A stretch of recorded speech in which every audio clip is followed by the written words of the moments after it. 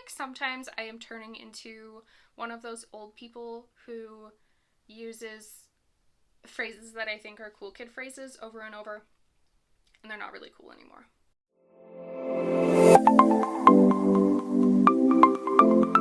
Hello, welcome back to my channel. My name is Amanda and this is Birch and Lily, where I talk about all the crafty goodness that I have been up to over the past couple weeks. I have a fun episode for you today full of a whole bunch of finished objects. Before we jump on into that though, there are a few places you can find me on the internet, the main one being birchandlilyfiber.com. You can also find me on Instagram at birch.and.lily. One other announcement before I jump on in, I'm going to be showing off all of the colorways that are going to be a part of the Heirloom Pumpkins collection at the end of this episode. You guys here on YouTube are going to be getting a little bit of a sneak peek ahead of everyone else on Instagram, just because the update is this Friday, September 16th at 8 p.m. Eastern Time, so this is really the only time I can tell you here on YouTube, so you get a little sneak peek heads up before everyone else. But yeah, let's jump on into what I've been working on. I won't hold you for too long. So I do have two finished hats, which I don't think you've seen either of these. One I think I had finished last episode or was close to, and I wasn't sure if I could share it, and the other one I finished in the time of the past little bit, so let's jump on into those. My first finished object that I have is a pattern coming soon from Lindsey Fowler, Larkspur Knits. This is a collaboration I think she's doing with Hello Stella. She supplied the yarn for Lindsey's sample. This yarn that I've used here is from my shop. I'll tell you about it in a second. But this is the Sugarhouse toque. So I knit the size 4, I think. The pattern is available in child to adult sizes. So yeah, it's a beautiful pattern. Like I said, I used my yarn. So this main color, the linen-y color here, is Birch and Lily Fiber Co. Birch DK. And the colorway is linen, so my description was correct. And then the other color that you see here on the brim is one of the new colors in my fall collection coming up this weekend. This here is called Blackcurrant, and this is on our new Birch Suri base. So something cool about this hat, it is like one long tube, and the reason you do that is so that you can fold this Suri lining inside the hat and make it super cozy. And I should have put it on my head before I did that. The one thing I think I want to do is take this, the end of this, and tack it inside at the top of the hat on this portion, because I just find it's really hard to get it lined up properly. And now you're gonna watch me fight with it. But I do want to show you what it looks like. And I did my hair and made sure it wasn't in a bun today for that sole purpose, because I knew I had two hats to show. So I'm not, well, actually it doesn't look that bad on me today. I'm usually not a huge hat person, so, but yeah, it's really, really cute. Let me turn, woo. It's really cute. And the pattern is very, very easy. Nothing crazy about it. If I come closer here, you can see the texture. It's all just knits and purls. And so you start off with the lining here, and then move on to this portion of the hat. And the lining took a while. It's Suri held double, so that does make it a little bit faster, but it still took a while. But once I got to the outer portion of the hat, it really flew, so I'm really happy with it. I think it's going to be the perfect hat for taking my dog on a walk in the winter, because it's super, super warm. So warm, in fact, that I need to take it off. We'll see how my hair looks by the end of this episode. But yeah, really cute toque. I'm not sure when it's coming out. I'm assuming it's soon. I'm not sure if there's anyone else that's still testing the pattern or not. But keep an eye out on Lindsey's Instagram for when that will be coming live. I'll make sure her Instagram is linked down below, because obviously this pattern isn't live on Ravelry yet, so I can't share it there. The other finished object I have is another toque pattern that I was testing for Lindsey Fowler. I was having a lot of fun knitting them because they're both like a DK weight hat, so they knit up super, super fast. So this hat I think I knit in basically a day. This here is the Sunbreak cap. Like I said, another pattern from Larkspur Knits, Lindsey Fowler. And this I knit out of Birch DK in the colorway Lavender Fields. So I did block this, and I thought I had fixed, I don't know if you can tell, and maybe it's just because of how I'm holding it, how it sucks in a little bit from the bottom to the sides. It's fine. Once you put it on your head, you don't notice. I think the reasoning is because this texture on the body of the hat is really ribbed, so it wants to suck in, which is fine because I think it holds it on my head quite well. But the base of this hat, it's not a rib obviously, but where the rib would be is double. So you knit it and then do something in the middle to make this picot, fold it over, and attach it on the inside of the hat. And then do this really pretty patterning. I think she said that this pattern is the same texture as a pair of socks she's done. And I can't remember which socks those are, but I have knit them. I know exactly what the photo of them looks like. She's sitting on like a picnic blanket, I think. But yeah, this is a texture that was in one of her pairs of socks, and now she's turned it into a really, really cute hat. And I like this one a lot as well. Like with the double thickness here, it's warm. Not obviously as warm as the hat that's lined with the Suri, but it's still going to keep your ears warm. The only thing I would say about this, I wish it was maybe a wee bit, and this could be me, a wee bit shorter, because the way it sits on me, it's almost just, like I have to have it sit far back and it doesn't really cover the top of my head, and it gets like, I don't know, there's just a little bit extra, and maybe that's just me, but it's really cute. This one I'm not sure. I may keep it for myself or I may gift it. We'll see. But I really love this. I think it's called Pico. Or is Pico the little baubles? I should know this for Pete's sake. I think it's Pico. Anyways, it's really cute. It makes it really feminine, I think. So I guess I can come closer and show you the texture. I feel so weird putting my head so close to the camera. But there is the texture of that.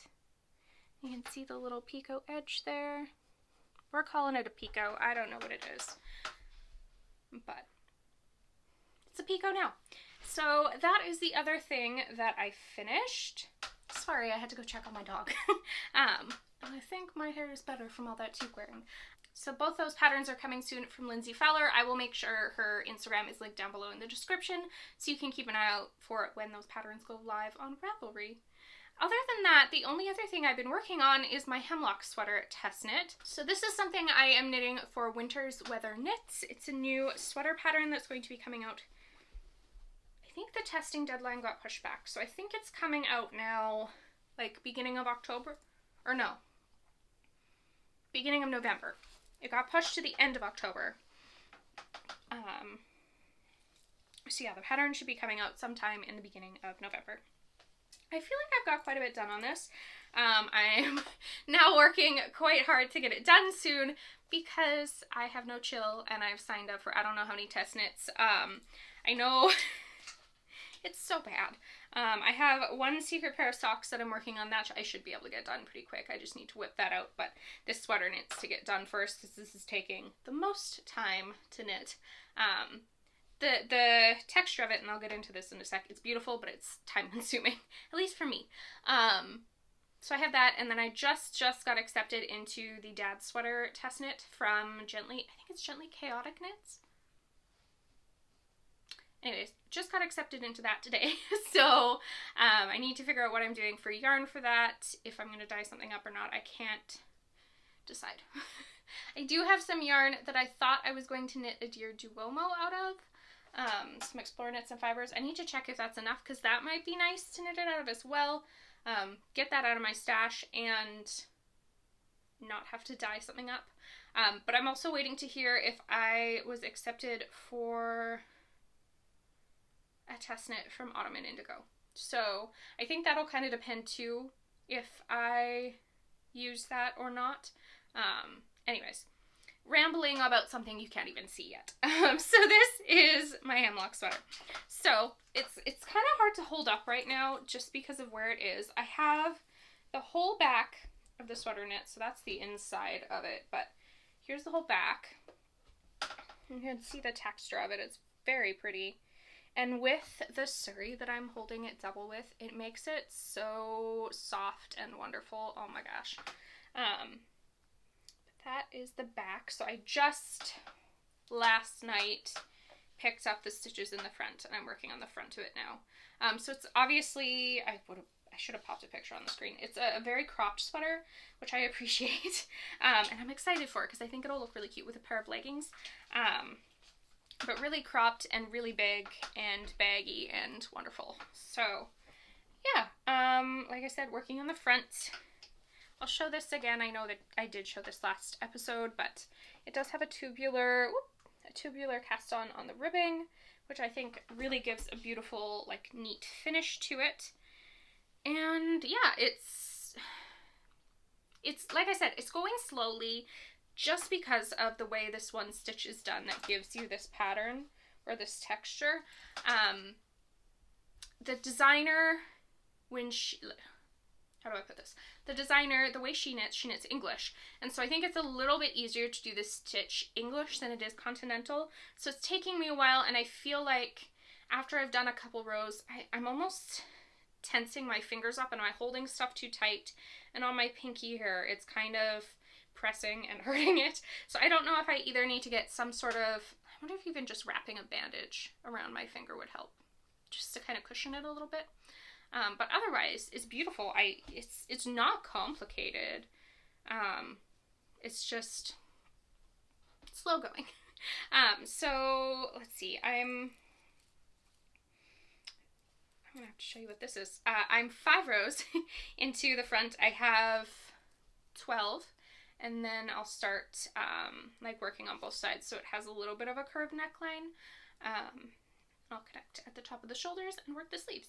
And the sleeves should fly after doing this really big body. So anyways, I did want to tell you about this really cool tool that I've been using. Is it going to focus? Cover my face. I don't know if you see those little numbers there. This is what I've been using to count my rows. And I will say I was gifted this for free, so keep that in mind. But I think it's amazing. I'm not saying this because it was a gift. I'm saying this because I really like it. Before, when I used to count rows, I would press like a little counter on my phone. And it's great until you want to use your phone at the same time, and then I'm switching back and forth between apps and all that sort of stuff. So the way this works, and this is going to be hard to hold with my heavy sweater, and trying to cover my face. If it would only focus on both my face and this thing. So if you can see, whoo, come on. What are those called? The jump rings? Yeah, jump rings. In between every number. So every time I go and knit a row and I come back to this, I move it down one. So like right now you can see here, the jump ring is right above the 5. So I know that I'm on my 5th row. So then next round, I'll pop it to the jump ring above the 6th row. And you just keep doing that, and then there's this little extra thing on here. I'm doing a terrible job at explaining this, but I think it's so cool, and I want you to see. That little guy there that kind of looks like a music note that is probably not focusing on still because I can't figure out how to cover my face. My word. Looks like a little music note. There we go. That is used to help when you're counting like past 10. So once you hit 10 rows, obviously it's like, well, what do I do? You move that little guy to 1, and then that lets you know that you're on 10 plus whatever. Does that make sense? So if my little hook says it's still in the 5, but I had that thing on the 1, I'd know it's 15. Anyways, it's the simplest little thing ever. I'll link down below where I got it. It's from Twice Sheared Sheep. I've never seen anything like this anywhere else. And I wasn't sure how I would feel about it because, like I said, I use the row counter on my phone all the time. Or I did. But now that I have this, I much prefer it. Especially on sleeves, because rounds on sleeves go so fast that I felt like I was wasting so much time clicking the little counter, where this, I just like slip it and keep going. So I hope that made sense. But that is my fun little tool that I've been using lately. using it to knit this right now, but I almost need to get a couple more since I've been knitting so many sweaters so that I can have one on each sweater. I also need one that works for larger needle sizes because this one's made more for like fingering DK weight knitting, and if I'm doing something worsted, this doesn't fit just the size of the jump rings, so I need to do that. So, I haven't showed you the yarn yet, but I guess I kind of alluded to what it is. So this is another one of the colorways from the new collection because I have no shill and I cast on everything in the new collection colors. If you saw last episode, my Miles Tea, that's from the new collection too. Anyways, this color here is called Midnight. It is named after the Midnight Pumpkin, and I think it's so cool. It's just got so much going on in it. You can especially see in the DK just the different like green going throughout it and the teals and the blues. It's such a fun color. So yeah, this is Birch DK. And this is the Birch Suri base. So the DK is 100% superwash merino, and the Suri is, oh, I should know this by now, 73%. Oh, then I have to do math. Do I have it written down anywhere? Of course I don't. But it's a mix of baby Suri alpaca and silk, and it is so wonderful and squishy and soft. It comes in 50 gram skeins, but you get 300 and some odd yards. I think 353. I should be better at knowing my bases, but I'm not. But you get quite a bit of yarn in a 50 gram skein with Suri, which is also fantastic. So, like, I've only put not even two cakes of Suri into this sweater, and I've already used 2 full skeins of DK and broken into 2 more. So the Suri just goes obviously way further because it's a lace weight as opposed to a DK weight. So yeah, really cool. I'm loving that sweater. It's been really fun to knit. Like I said, it's slow going, and so I work on it as long as I can, and then I take a break, and then I go back to it. But I would really, really, really, by next episode, like to at least have the body connected together and maybe one sleeve done. I think that would be great. Because like I said, I have some test knits coming up, so I need to get my button gear. Anyways, that's all I've been working on. So let's jump into the new collection, the new fall collection that y'all get a sneaky peek of ahead of everyone else, because you're cool here. So the whole collection is based off of Heirloom pumpkins, and maybe I'll pop some pictures up on the screen here that were my inspiration while I'm yammering on. So Heirloom pumpkins, and then this is not going to work on my lap. There's no way. Ooh, I'm making a mess. And then my other inspiration behind this collection is fall garment knitting. Obviously, I've become obsessed with knitting garments, and so I wanted to come up with a collection of colorways that worked really well for that. There's a fun pop of a variegated one in there as well, but I know I really prefer tonal colorways for knitting garments, and so I wanted to have a really nice array of those for you all. So like I said, I have 3 bases now in the shop, which is really cool.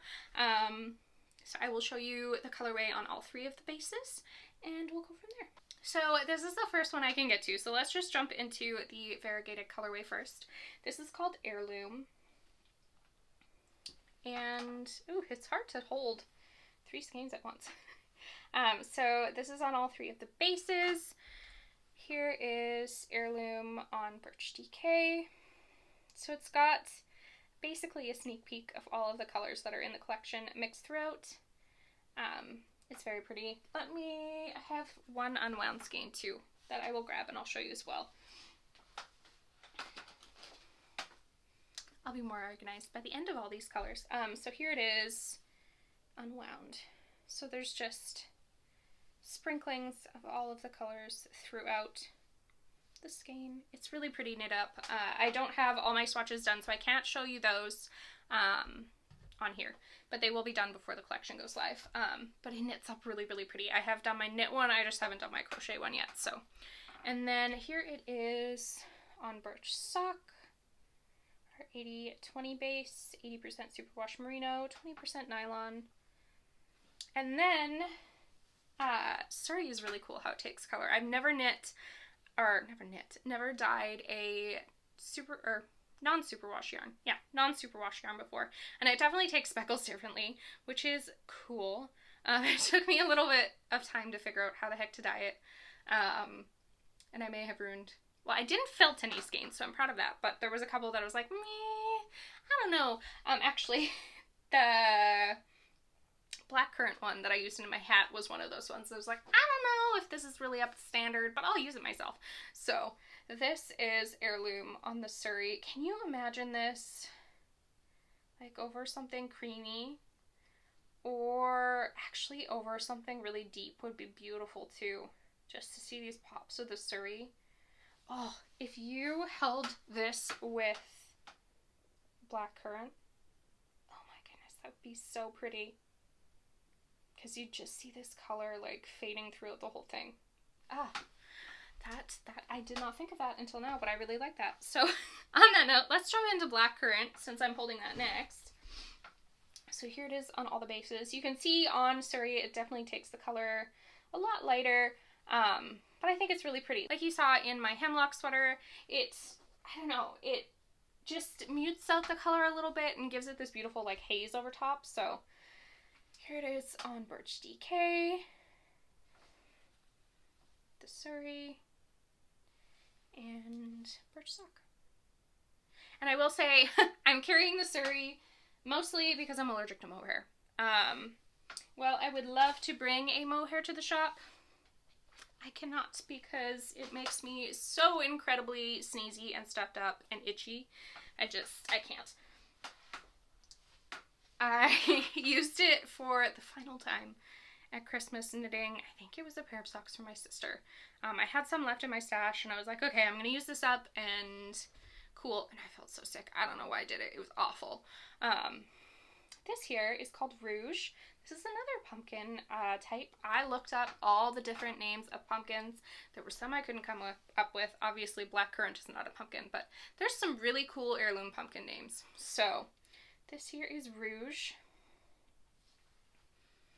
This is Birch sock, Suri, and TK. This one, like I said, you've seen because I have no chill. I think I've said I have no chill. I don't know how many times. I feel like sometimes I am turning into one of those old people who uses phrases that I think are cool kid phrases over and over, and they're not really cool anymore. And now that I've said that 3 or 4 times, I think that's one of those. Anyways, so this is called Gerardale. This is a really pretty pumpkin, actually. I kind of want to grow some. Obviously not this year, it's too late, but it's really, really pretty. So this is what I knit my Miles Tea by Ozetta out of. Sock. Sorry. Oh, this over top of stuff too. Actually, this over top of Midnight would be really, really pretty because it would just mute it out even more. Give it that really hazy look. And this is it on DK. Let's jump into Midnight really quick while we're talking about it. I guess I can show all of them first. The DK really shows that little bit of variegation that I was talking about. I don't know if you can see. For some reason, it just picked up the color a little bit differently. But I think it's really pretty. Yeah, I really like how, again, it's showing up in my Hemlock sweater. So here it is on sock. And again, on the Suri, you kind of really see those different tones throughout it. Midnight. And finally, last but not least, this here is called Cider. Oh gosh, that's blowing out. Oh, that's disappointing.